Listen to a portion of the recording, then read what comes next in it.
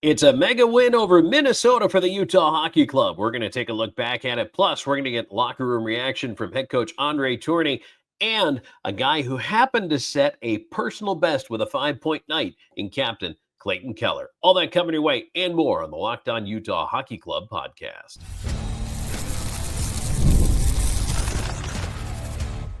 You are Locked On Utah Hockey Club, your daily podcast on the Utah Hockey Club, part of the Locked On Podcast Network, your team every day.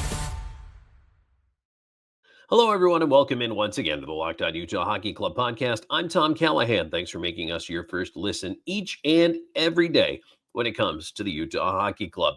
Today's episode brought to you by FanDuel, where right now, new FanDuel customers can get $150 in bonus bets if your first $5 bet wins. A huge win, speaking of which, for the Utah Hockey Club over the Minnesota Wild, 6-1. I didn't have that on my bingo card. I don't think a lot of people did, but not only do they hit the over on that one, but they do it in a big way.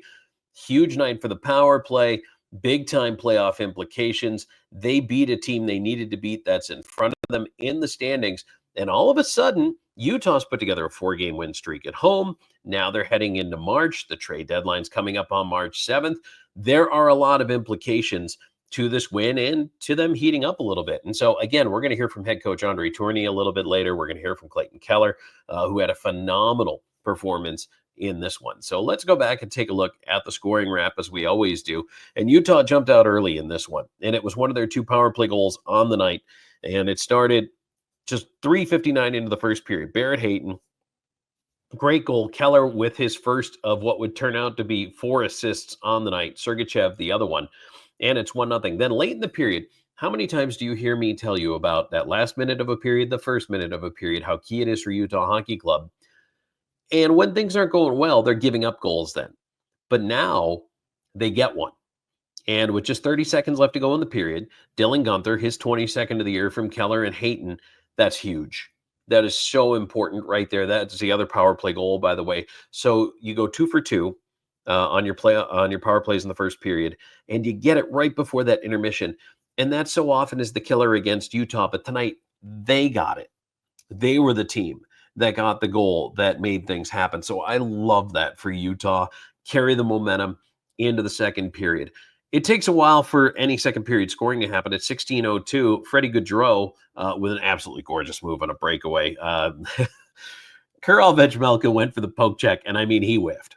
That was one of the all-time 5 worst poke checks I've ever seen. It was just bad, and I think it was, and Veg didn't even throw the stick out on the poke check. It was more of a sweep check with the stick, and he just missed. He telegraphed it quite a bit. I think Gaudreau saw it coming and just deked around it. Forgivable. I mean, the way the game went, it's a bit of a laugh now. But yeah, that one was, it was pretty awful. And Veg being left-handed, he swept across because he holds a stick in his left hand, and he swept across to his right. And Gaudreau was so far, if you go back and watch the goal, he was so far out in front. And because Veg didn't put the stick out, he kept it held at the thick part of the paddle. There was just, there was no way that Freddie Gaudreau, unless he just wasn't paying attention, was not getting around that. So, like I say, it's a bit of a laugh now. Me as a goaltender, my whole life, I mean, I see those little things, and, you know, it happens. And it did. It happened. And that was his one bad moment in the game, and I'm fine with that. But then Utah gets it right back. It wasn't a great goal to give up. They know that. And first of all, Gaudreau was wide open, all alone in space. He could have done a million things because he had the time and the space to do it in by himself. But they get it back. Sean Durzee's first of the year. Welcome to the score sheet, Sean Durzi. It's 17:50 from Doan and Mata. Great shot through traffic. Marc-Andre Fleury didn't have his best night. Beats him up high, but again, it was coming in through a screen. But that's huge because you get it back right before you go to the intermission. It's 3-1, and Utah was playing with confidence. They really were. They were playing with confidence out there. You could see it. Utah never really let Minnesota feel like they were in the game. I think they did a great job of that. And then the third period, 3:47 in again, an early goal. This time it's Nick Schmaltz from Cooley and Keller. 9:30, you get Keller's 22nd of the year from Schmaltz and Sergachev. And then they wrap up the scoring at 15:01. Logan Cooley. Hey, Logan Cooley back on the score sheet as well from Keller and Schmaltz. And so just a tremendous night for the Utah Hockey Club when it comes to the scoring. Let's take a look at some of the stats here in this one. and big 6-1 win. So 31-16 with the shots on goal. Like I say, Minnesota never really got in this game. And even their coach post-game said, we didn't play our best. It seems like a lot of teams when they lose to Utah say they don't play their best. You got to give Utah credit. Utah played really well in this one. I'm tired of other teams saying it wasn't our best effort. Everybody says that when they lose. But tonight, seriously, it was a very good game from Utah. So they outshoot Minnesota by quite a bit, 31-16. 2 for 4 in the power play. I love that. More importantly, the penalty kill, number one, only had to be on the ice twice. So great discipline. But they go 2 for 2. So I love that. Faceoffs won just about even, 27-26 in favor of Minnesota. Giveaway takeaways, not a whole bunch of either. 10-6 for Utah and 14-4 for Minnesota. Hits 31-21 in favor of Minnesota. So, not an overly physical game. Minnesota just seemed to be playing catch up and never did quite catch up in this game with Utah, which Utah got out to a running start. And then, the one goal was a defensive breakdown and then a miscalculation by the goaltender, but it all happened on one play. It results in one goal. It's not like there's a 3-point shot in hockey. So Utah recovered and they did well. And I thought that was a great way for them to rebound. Very happy to see that. And with that win, the important thing for Utah now, as we take a look, and you'll be seeing the show on a Friday. So the last day of February, we're a week away now from the NHL trade deadline, which is March 7th, 3 p.m. Eastern time on a Friday. So here's how it breaks down right now. Utah is now just 2 points out of a wild card spot. It is currently Vancouver back in the wild card with 65 points. Calgary, 64 points. Utah, 63 points. St. Louis, right there nipping at the heels, 62 points. So Utah and St. Louis both have played 60 games. They have 22 left. Vancouver's played 59 games. They have 23 left. And Calgary's played 58 games. They have 24 left. So there are some points on the table for both Vancouver and Calgary. But if Utah can keep taking care of business here, and they've been playing well, there's no reason to think that they might not see a little action. The other thing I'm kind of curious to see, I don't think this is going to affect Utah and that final wild card chase. I honestly believe the only spot up for grabs is the final wild card position. But Minnesota has now fallen down enough where they've lost the last 2. They're 6-4 in the last 10. They're only 2 points in front of Colorado. Colorado was also 6-4 in their last 10. So it's not like either one of them's running away with it. But the Jets are gone, 87 points. They're going to be home free. They're on their way to a division title. But then Dallas at 76, Minnesota 72, Colorado at 70. If any of those teams get hot, Minnesota could get bumped down to the wild card. So why do you bring this up, Tom? Well, because it does affect home ice. It affects seeding. And if you're getting a team that's going to swing over in the Central Division, you could get 5 from the Central. That also affects the playoff standing as well, because now your opponents break down differently. As it stands right now, it's 4-4, so it'd be Central and Pacific teams. But boy, that would be really interesting if you ended up with a fifth team coming in from the Central, which is entirely possible. As I said, St. Louis is not that far out. Utah is not that far out. And they could get into a wild card position here very, very soon. But I really think it is only that last one. So it's going to be either Vancouver, Calgary, Utah, or St. Louis. I don't know if Anaheim's going to keep it together. Maybe they will. They're 7-2-1 in the last 10. They're rumored to be looking to move on from quite a few players. So I don't know. It's an interesting call for Anaheim at this point. I don't know if it's worth it to try to get into the playoffs for them and make a run, or if they really do want to go rebuild and just say, we've had some nice results this year. Let's see if we can't parlay that into something. So all kinds of interesting thoughts on that one. All right. I want to take a quick break right now because we're ready to hear from head coach Andre Tourigny. And then also we're going to hear from Clayton Keller here in just a moment. So stay tuned. There's more of the Locked On Utah Hockey Club podcast coming your way. And today's show is brought to you in part by FanDuel. When the game tips off, the NBA action is just getting started, and there's no better place to get in on it than FanDuel, America's #1 sportsbook.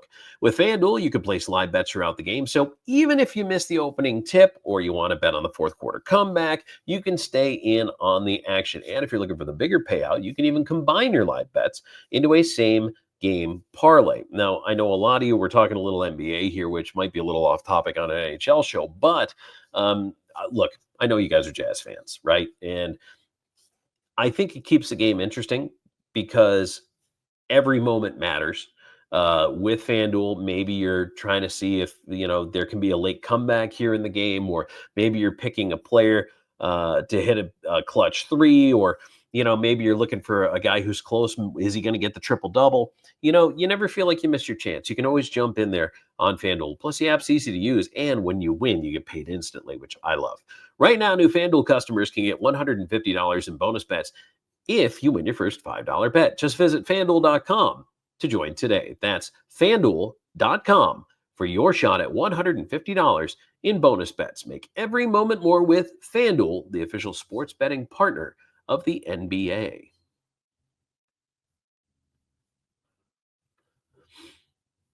Okay, so we are ready to hear from head coach Andre Tourigny. So let's go ahead and do that. Clayton Keller coming up a little bit later in the program. By the way, if you're still here and you haven't done it yet, please subscribe to the podcast on whatever platform you choose. We are available everywhere you get your podcasts, and of course on YouTube. And if you're on YouTube, give us a thumbs up as well. Helps us with the algorithm and helps you find more great hockey content as well. All right, here's head coach Andre Tourigny. Just a few things. Karks is it's day to day. It's upper body, so we'll see. We'll be reevaluated every day.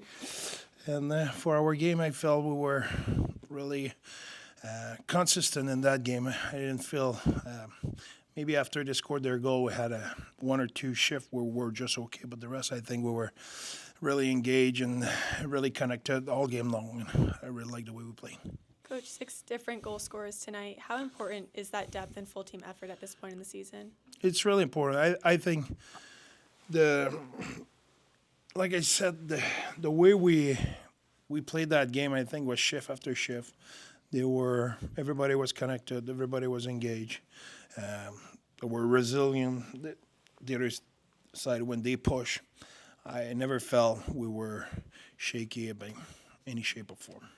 Clayton Keller with a career high 5 points tonight. Just how good of a hockey player is he? Pretty good, pretty damn good. No, I like the way he played as well. He played a responsible game, didn't take risk. He was engaged defensively, played a solid two-way game. Obviously, 5 points, not bad.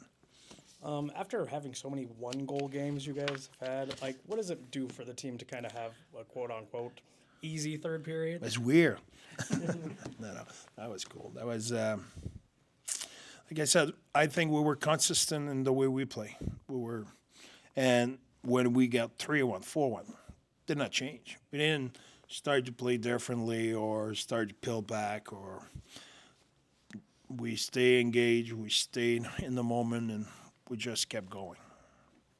This is like the third win in a row against Minnesota. Is there just something about playing against Minnesota that the guys like doing? No, I don't think so. I think it's an organization I have extreme respect for. I think they do things the right way. I think they're really competitive. They're physical. I like the way they're built. Obviously, they're missing key player. We're in good position to talk to you about when you miss key player. It complicates stuff sometimes, some nights. So, but that doesn't take away the way we played and the way we're engaged and resilient and all that stuff. Do you know what the issue was with Nick Schmaltz? Did he lose any teeth or get stitches or anything? Boy, you got a stick in the mouth, right, so yeah. I don't know. I went to see him. I told him he was much better looking that way, but I don't really know what he has. So no, seriously, you got a stick in the mouth. I saw the blood. I went to see him in the clinic, but they were working on him. So I don't know if he lost any or stitches or what. I have no idea. Okay. And then also just what's kind of switched now that you guys are winning at home consistently when that was a struggle earlier? For us, it's how many times I came in front of you here and I said we played well. So did we play better tonight or last game or than we did before? Not sure. We played good. We're more confident. We have our injured player back. That make a difference. The Sergachev, the Dursey, the Kool-Aid, that's Gunner. Those guys make a difference. But I think we played good for a long time. I think we're a young team. We will have some night maybe The consistency will not be there, but pretty happy about the way our players are resilient and engaging every night. So happy about that. Keller said he feels the team has grown a swagger when playing with the lead recently. How do you feel like they've evolved in that way? Totally agree with you. That's a really good point. I think we have a stress without having a feeling of the pressure was so heavy at some point.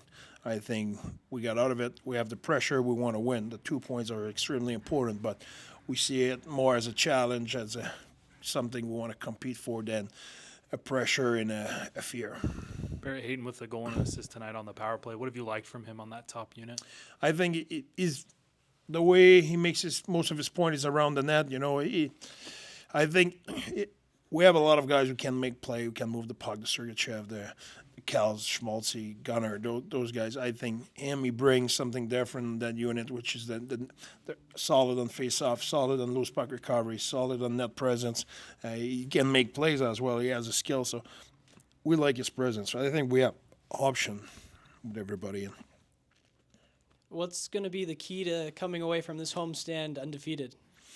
Well, first of all, we need to stay on ball. I think we won a game. That doesn't give us a lead on the next game. We just need to make sure we go about our business tomorrow. Great recovery. We'll analyze the game, what we progress, what we can do better. We'll have a good chat with the player, and we'll get ready for a really good team who's hungry to win as well on Saturday.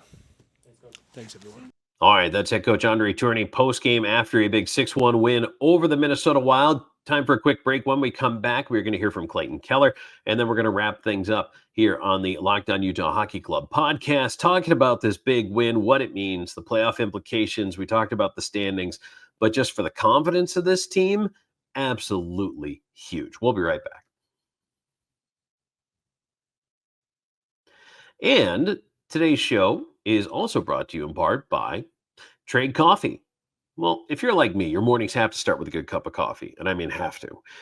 I got tired of the grocery store brands. They just weren't cutting it for me. That's why I turned to Trade, and let me tell you, the coffee, next level. So good. Trade is the #1 specialty coffee marketplace in the U.S., bringing you fresh coffee from over 50 of the country's top roasters. Their experts have taste tested thousands of coffees, curating over 450 amazing roasts. Whether you're new to coffee or know exactly what you like, they will handpick the perfect match for you. So I got to tell you, just because I was curious, I took the quiz. Now look, I know I like a dark roast.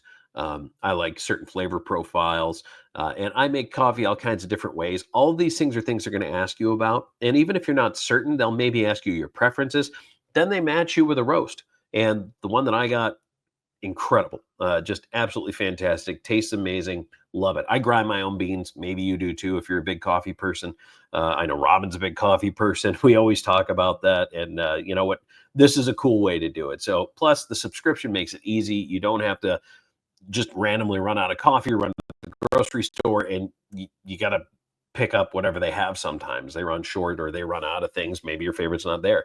And look, if you don't love your first bag, no worries. Trade replaces it for free until they get it just right. So right now, Trade is exclusively offering our listeners and viewers 40% off your first order at drinktrade.com/LockedOnNHL. That's drinktrade, TRADE.com/LockedOnNHL. for 40% off your first order. drinktrade.com/LockedOnNHL.